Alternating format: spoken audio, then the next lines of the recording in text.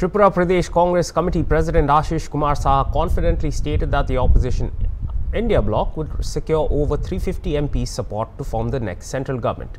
During his visit to Kamala Sagar in Tripura's Sipahi Jala district, Saha expressed certainty in the bloc's victory. He emphasized the growing support for the India bloc from across the nation, diminishing the possibility of BJP's return to power. Saha also rejected Prime Minister Modi's call for 400 seats, citing Modi's tendency to fall short on promises.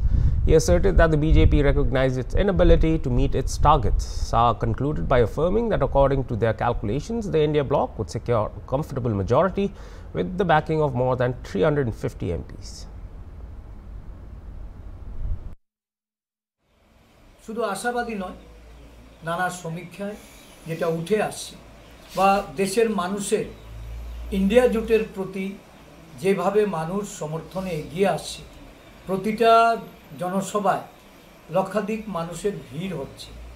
মানুষ ভোটদান কেন্দ্রে গিয়ে এই India জোটকে ক্ষমতাসীন করার জন্য তারা vote দান করে যে মতামত প্রদান করছেন, আমরা ইন্ডিয়া জোটের আগামী দিন সরকার দেশে ক্ষমতাসীন হচ্ছে, এটা 100% আমরা নিশ্চিত।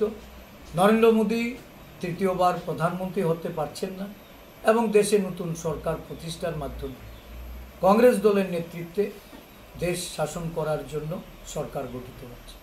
নরেন্দ্র মোদী অনেক কিছু এর আগে বলেছে, কোনো প্রতিশ্রুতি উনি রাখেননি এবং প্রতিশ্রুতি খেলাপি, ঠকবাজ মানুষকে যিনি নানা প্রতিশ্রুতি দিয়ে ঠকিয়েছেন, তার বিরুদ্ধে জনগণ গর্জে উঠেছে।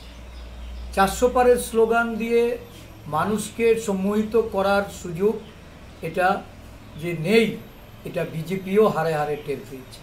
তারা বুঝতে পারছে তারা সরকারে আসছে, যার জন্যই এই দেশে যে নতুন সরকার প্রতিষ্ঠিত হবে, এটা 350 আমাদের দেশের সাংসদকে নিয়ে সংখ্যাগরিষ্ঠতা অর্জনের মাধ্যমে সরকার প্রতিষ্ঠিত হবে।